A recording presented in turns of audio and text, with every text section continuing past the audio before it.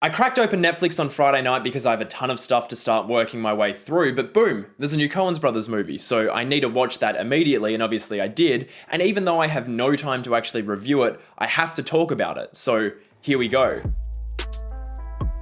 Before I dive into this review, I do want to remind everyone that I have started a new channel called Loverboy Media, where I now post my Why I Love series, which is all about appreciating films and other stuff in kind of a hyper positive way. My next video is on La La Land, so be sure to subscribe if you want to check that out when it drops in a couple of weeks. Link to the channel is in the description. So, The Ballad of Buster Scruggs is a Western anthology film featuring 6 different stories, each with kind of unique tones and subject matter that are all written and directed by Joel and Ethan Coen. I mean, each of these 6 stories is kind of a distinct experience, so I'm going to touch on each of them kind of briefly, but I'm far more interested in addressing kind of the overall links between them, how they connect and complement each other. Okay, so the first of those 6 is the titular Ballad of Buster Scruggs, which is probably the most fun and accessible of the group, and it sees the real pterodactyl ghost Dr. Jonathan Jacobo basically just sing and shoot his way across part of the West. Tim Blake Nelson is outlandishly fantastic in this intensely funny yet deeply cynical take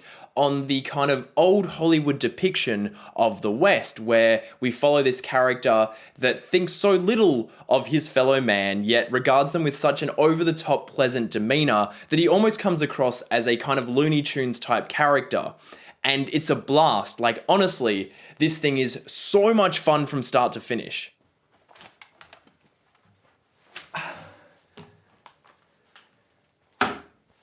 Well, I just spent the last 5 minutes trying to kill a fly, so, you know, that was fun. Next is the James Franco starring Near Algodones, which takes a really Coen's type character, someone who just constantly has stuff going wrong for them, has these little wins followed by bigger losses, and, you know, he's not the best of people, but yet I was really endeared to this character, what he's going through, and this one just had a real kick to it. I really enjoyed it. Meal Ticket really slows things down with a tale of a weary old Liam Neeson acting as the kind of stage manager / carer for Harry Melling's limbless performer. And this one I found utterly fascinating. And that's even considering, like, it's probably the most obscure of the 6 in terms of how to read it because it's so kind of quiet and subtle. But I found it really powerful, and the ending has a real kind of dramatic oof to it. I feel like in real life, when you say oof, you have to oof.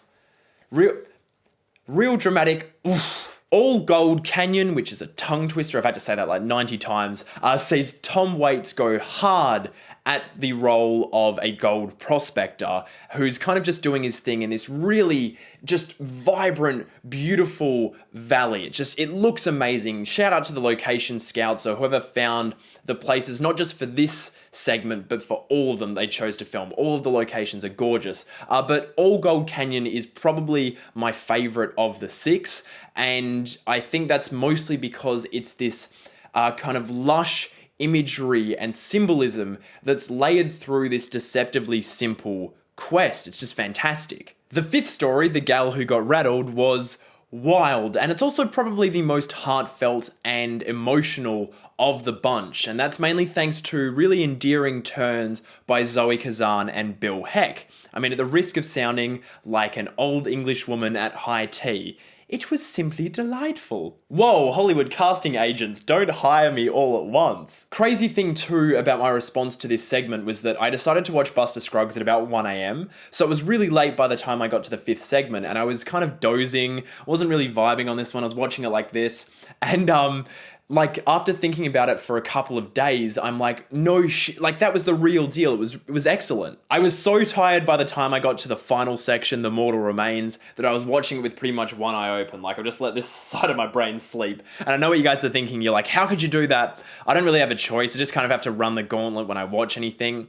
And, you know, at the end of the day, this one was great as well. This story sees Brendan Gleeson, Jojo O'Neill, Tyne Daly, Chelsea Ross, and Saul Rubinek in a moving stagecoach that's just kind of going somewhere. And the dialogue here in this one is nothing short of delicious, with the performers having a ton of fun as they kind of shit talk and banter and bicker all their way up to this super poignant ending that ties off this whole anthology endeavor with a golden bow. And while I could do an entire video on the exceptional digital photography by Bruno Delbonnel, the outstanding set design, costume design, prop design, or the sweet little score by Carter Burwell, I want to hinge this whole thing on how excellent The Ballad of Buster Scruggs is as a meditation on mortality. I can't say much without spoiling this absolute treat of a film, but the way that the Coens play with expectation and subversion and surprise and irony is nothing short of staggering. This movie didn't exactly floor me overall while I was watching it, but after it was over and I could look at it with this kind of bird's eye perspective,